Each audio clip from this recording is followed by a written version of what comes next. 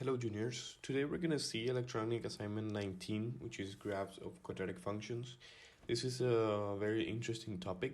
Basically what we're going to be doing is we're going to be determining the equation of a quadratic function by looking at its graph. Okay, so two objectives for this class. Number one, interpret the graph of a function and find its equation. And number two, use technology to solve a variety of equations, including those where there is no appropriate analytic approach. Okay, so to make a quick review of what we were studying last week, remember we've seen the three different forms of writing a quadratic function, which are the standard or general form, which is written this way, ax squared plus bx plus c. And what we could determine directly by observing this equation or this function is the y-intercept, right? The independent term. You know the y-intercept of the graph is 0, c. And then we could find the equation of the axis of symmetry and later on the coordinates of the vertex by applying this formula, right? X equals minus b over 2a. So, then we had the vertex form, right? When the equation is in this form, f of x equals a times x minus h squared plus k, we can determine directly by observation that h and k are the coordinates of the vertex, right? The vertex will be h comma k. Finally, we saw the factored form, which is in this form, a times x minus p times x minus q. And what we can determine directly by observing this are the x-intercepts, right? Or also known as the roots of the quadratic function, which have coordinates p0 and q0. So remember, this is the important thing you should remember. When we want to determine the y-intercept of the parabola, it's better to work with the general form of the equation. When we want to determine the vertex, it's better to work with the vertex form. And when we want to find the x-intercept, it's better to work with the factored form. Okay, so let's see some examples here. The first example, it says, using the information provided in the graph, write the equation of the quadratic function. Write your final answer in standard form. Okay, so this is the last thing we're gonna do. The first thing you need to observe is what type of information are we given in the graph. First of all, what are these two values over here? Those two values are the x-intercepts or roots, okay? And this point over here is the y-intercept. So one thing that we know for sure about the final answer is the value of c. The value of c, by observing the graph, would be equal to negative 16, right? The y-intercept. So c is negative 16. That's something we already know. Now, since we're given the roots or x-intercepts of the equation, it's better if we work with this equation, with the factored form, right? X minus p times x minus q, because we're given those pieces of information, the x-intercepts. So from this, we know that p equals negative 2 and q equals 4. Okay, so we can write the equation once again as f of x equals a times x plus 2, because it's minus minus, and x minus 4. Okay, now we need to determine the value of a. How can we determine the value of a? We have a third point in our graph, so we can use that third point in order to determine the value of a. So if I plug in this point into the function, I will get negative 16 as y equals a times 0 plus 2 times 0 minus 4. So this is negative 16 equals a times 2 times negative 4. So negative 16 equals, this is negative 8a. So finally, the value of a is 2, right? So we already have the value of c, and we have the value of a. Now, how do we determine the value of b? The value of b can be easily determined by expanding this function over here. So if I write the equation again, f of x equals 2 times x plus 2 times x minus 4. And if I expand this, I should get the general form, which is what we've seen last class, okay? So let me expand this. This would be 2 times, and we do distributive here, x squared minus 4x plus 2x minus 8, right? So finally, f of x equals, this is 2x squared. We can add these two terms and it would be negative 2x. Negative 2x times 2 is negative 4x. And finally, minus 16. So this is the general form. Let me take this a little bit down. So you see that this is in the general form of the equation, and you see that the values we obtain match with the ones we already determined. The value of c is negative 16, we get negative 16, and the value of a, which we determined before, is also 2 here. And the value of b would be negative 4. Okay, so that's how we obtain the equation of a quadratic function just by looking at its graph. Okay, so this is one case in which we're given the x-intercepts. Now let's see another case. In this case, it says write the equation of the quadratic function shown in the graph. Write your final answer in standard form. Okay, so we're asked the same thing, but in this case we're only given 2 points. This one, which is the y-intercept, and this one, which is the vertex of the parabola. If we're given the vertex, let me write something here just for you to remember. This and this are the x-intercepts. In this case, we're given this point over here, which is the vertex. Okay, so if we're given the vertex, maybe we should think about applying the vertex form of the equation, okay? One thing we can already determine is the value of c once again, which should be negative 16. So let me write that, c equals negative 15.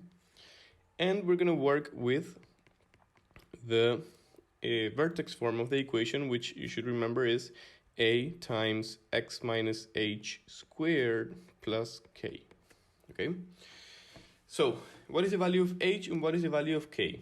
The value of h would be 6 and the value of k would be 3, okay? So let me write that here, h equals 6 and k equals 3.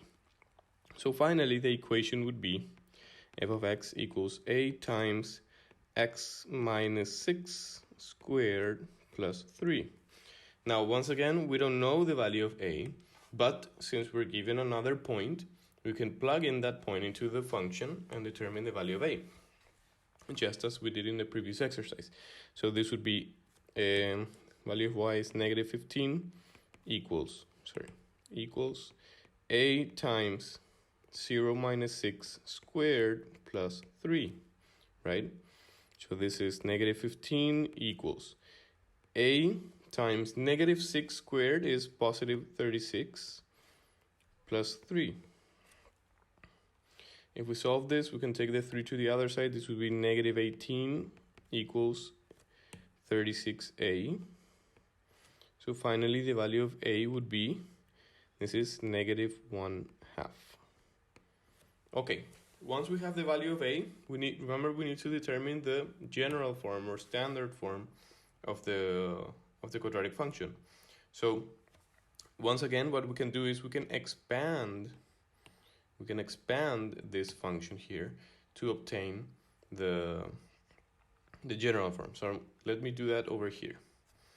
We have that f of x now is negative 1/2 times x minus 6 squared plus 3.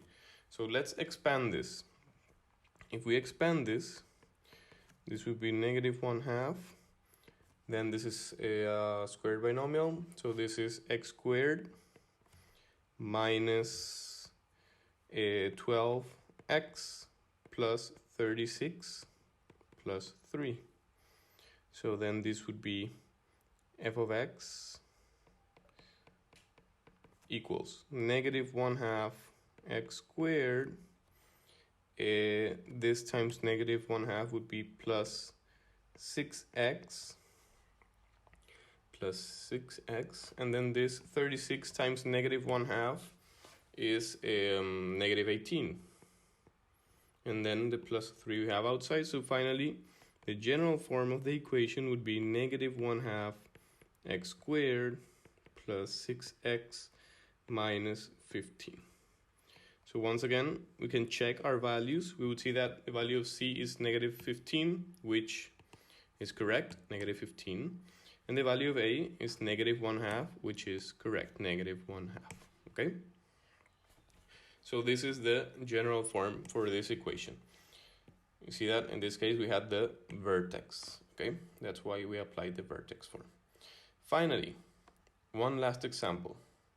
Well, then we're going to do a short investigation. It says, write the equation of the quadratic function shown in the graph. What are we given here? You see that we're given 3 points, but what do you notice here? That the 3 points are not any important points, let's say, right? They are not intercepts, they are not the vertex, they are just points on the graph, right? So in this case, when we're not given any particular point, we should directly work with the general form. The general form, which is ax squared plus bx plus c. And in this case, we will have to use the calculator because we're going to be writing 3 equations with 3 variables, which are a, b, and c. And what would we do?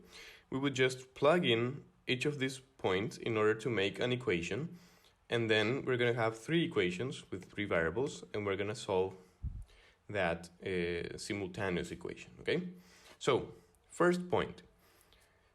The first point is negative 2 and 9. So I can make a first equation. Let me do that here with a point negative 2 comma 9. The equation would be y is 9, so y equals a times negative 2 squared plus b times negative 2 plus c. So if we develop this, this would be 4a minus 2b plus c. So you see here we have, I'm going to write this as equation number 1, okay? We have 3 variables, a, b, and c. Now I'm going to do the same thing for the other 2 points. The second point we have is, let me do here, point 2 comma negative 7. If we do the same process, this would be negative 7 equals a times 2 squared plus b times 2 plus c. So this is negative 7 equals 4a plus 2b plus c. This will be equation number 2. We need one more equation because we have 3 variables. So finally, we're going to use the third point, which is point 4, 3. Okay, so 0.43 would be 3 equals a times 4 squared plus b times 4 plus c. So then this would be 3 equals 16a plus 4b plus c. And this would be our third equation, equation number 3. Okay, so you see that we have 3 equations with 3 variables. So we can solve this by applying the simultaneous equations. We're going to solve the system of equations. So I'm going to show you how to quickly do this using your calculator. Okay, so basically what you need to do is, let me show you first and then I'm going to write the steps. Okay, so there you have. So this is a calculator and I'm going to show you how to find the solutions here. So the first thing you do is go to menu and then you go down, scroll down to equation, menu A, which is menu equation. And here you have different options, simultaneous, polynomial, solver, right? So in this case, we have a simultaneous equation because we have 3 variables and 3 expressions, right? So we're going to press on F1, simultaneous, And the number of unknowns, we have 3 unknowns, 3 variables, so F2. So there you have a matrix with where we need to plug in the coefficients of the equation. So you see it's ax plus by plus cc equals d, okay? So what we need to do is we need to plug in the coefficients in our equations. From the problem, you will see that in equation 1, the coefficient in front of a is 4, then this, in front of b we have -2, and then c is 1. And d is the independent term in the other side of the equation, which in the first equation is 9. In the second equation we have 4, 2, 1, and -7. And finally we have 16, 4, 1, and the independent term is 3. Once we have plugged in all the coefficients, we go to solve, F1. And there you have the first value, 1.5 is the value of A, this is the value of B, -4, and this is the value of C, -5. Okay? So going back to the problem, I'm going to write those values, and I'm going to write the steps right here. So using the GDC, I'm going to write the steps first. We go to menu, equation, then we go to simultaneous,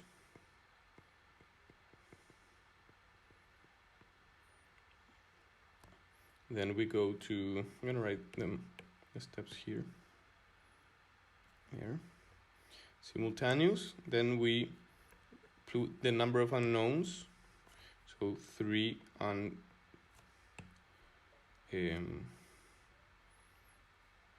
unknowns, right? And then we plug in coefficients,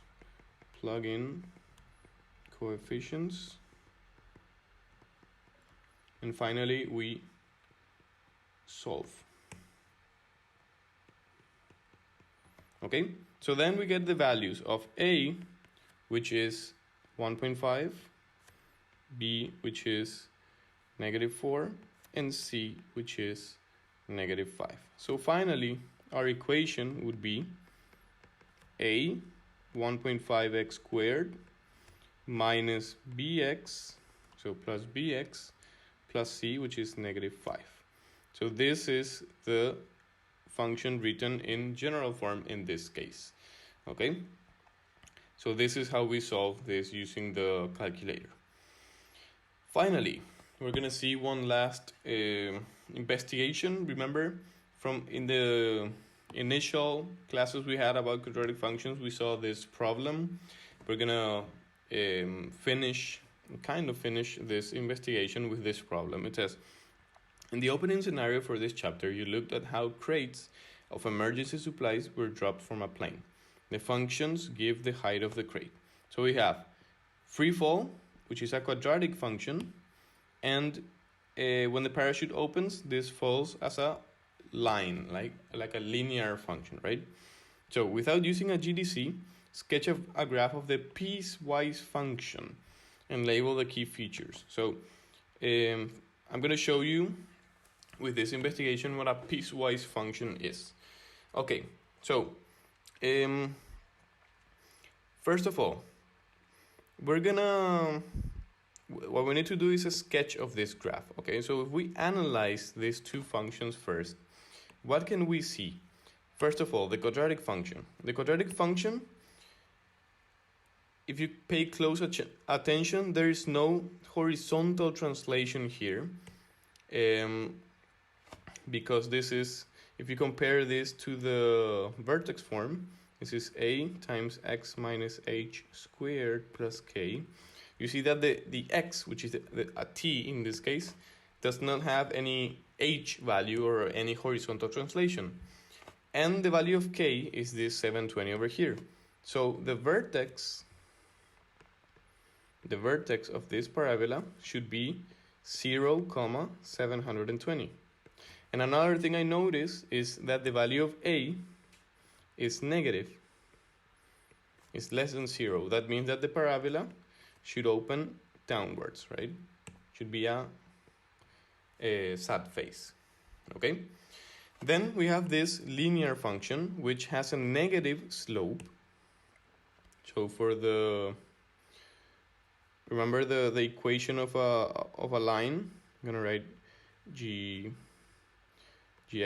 equals mx plus b, or plus, you can call this, yes, plus b, or plus c better. M is the slope or gradient and c is the y-intercept. So since the slope is negative, m is less than 0, we would get a line that goes decreasing, right? A decreasing line. And the value of c is an independent term which tells us where it crosses the y-axis, in which in this case it doesn't interest much because the fall starts with a free fall. Okay, so let's make a quick sketch of this just to see what's happening. Okay, so if we go back to the calculator now, let me go to where the main menu here. So we need to go to menu graph, okay? Menu graph. Then we're gonna plug in both functions. The first one is negative 4.9 x squared plus 720. And the second equation is negative 5x plus 670, okay? Then we click on draw, and we will get something like this. Maybe you'll get something different because you have a different scale. But what do you see? Remember that our x variable in this case is time, okay? We're talking about time because it's a free-falling object. So we don't care much about what's going on before or in the negative values of x or of t, right? We don't care about the left side. So we're only going to look from the y-axis to the right. Okay, so we see that the object here starts with a free fall, right? It free falls, and if the parachute wouldn't open, then this would fall to the ground. Let's see. I don't think I'll get there because it's okay. But it'll fall to the ground much faster than if it would open its parachute and then keep on falling with the parachute open, right? So in order to make our sketch, we first need to draw the first part of the motion, which is the free fall up to here. And then once we get here, the parachute opens and the crate keeps on falling with the parachute open, okay? So the first thing we need to determine, we already know the vertex, but we need to know this intercept over here. So how do we find the intercept? Remember go to graph, shift, G solve, and then you click on intersect, okay? F5. So we don't care about this first intersection, we care about this intersection over here. So let me write that I'm gonna write this down. So the intersection is the point 3.75 and 651. Okay. So graph both functions.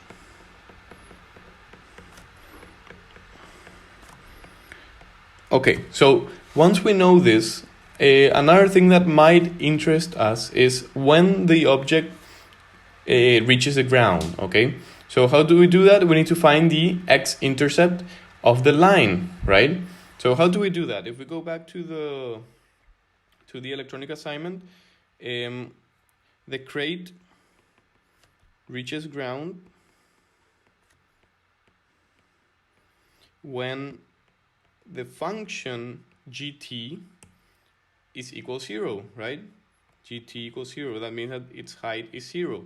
So when does that occur? We're going to find that out. 0 equals negative 5t plus 670.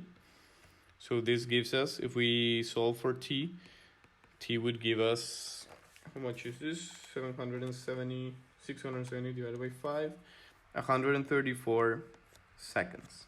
So we already know the intersection point, which is at 3.75 seconds, and we know the when the crate would be at ground level, which is 134 seconds.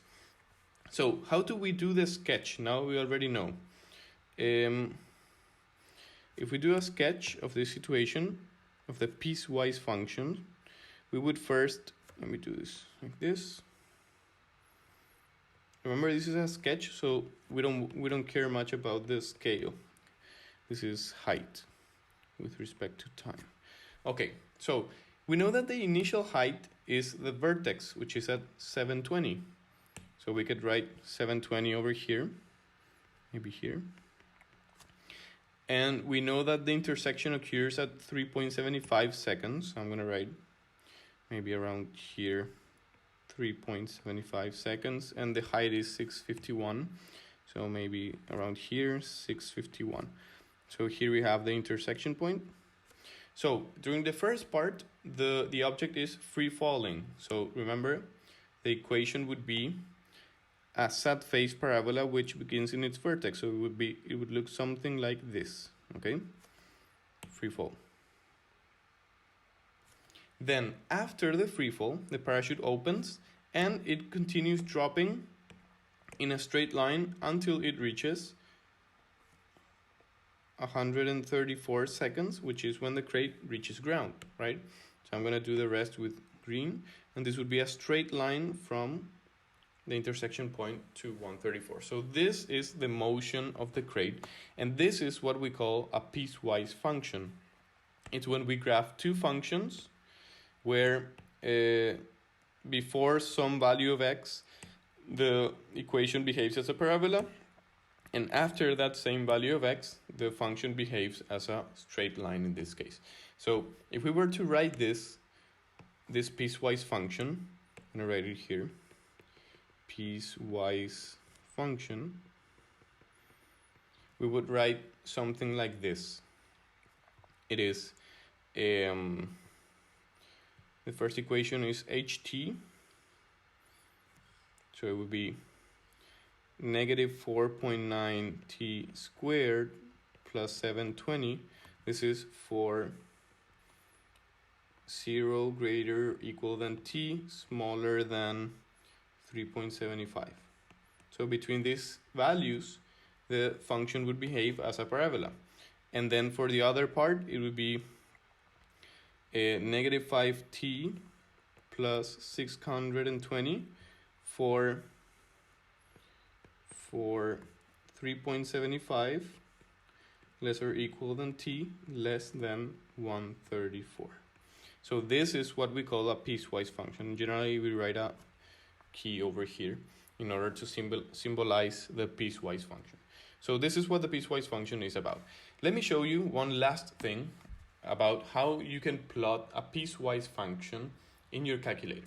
Okay, so if we go back to your calculator now, we have the graphs of both, but we want to graph it as a piecewise function. That is, we don't want to see this part over here. We don't want to see the negative part over here. So how do we make these corrections? We go to exit, and you see that we have the two functions plotted. So in order to make a piecewise function, the only thing you need to do is go to the end of the first function, write a comma, which is this, comma, and then bracket, shift, plus, gives us a bracket. And here you write the first value which you want to plot, which is 0, from 0, comma, and then the other value. In the case of the parabola, we want the parabola to be drawn until 3.75, which is the intersection point. Okay, so then we close the bracket, shift minus, and there you have. We do the same thing for the line. We want the line to be graphed from, so comma, from 3.75, which is the intersection point, up to, comma, 134, which is when the crate reaches the ground. So shift bracket, and then if you graph this, you will see the piecewise function. Okay, you see that first we have a parabola, and then we have the straight line. Maybe if we zoom this out, we'll see the whole motion. Let's go to vwin. We can start at 0. This should go to 135 at least. Then we could leave this as 10. Then ymin would be 0. The maximum is 720. Scale 10, that's fine. So if we draw this, we will see the complete motion, which is what we sketched. You see, it starts right on top here as a parabola, and then it goes to the ground as a linear function. Okay, and that's exactly what we drew here in the electronic assignment. So that's it for today's class, people. I hope this was clear enough, and in case you have any doubts, do not hesitate to ask. See you.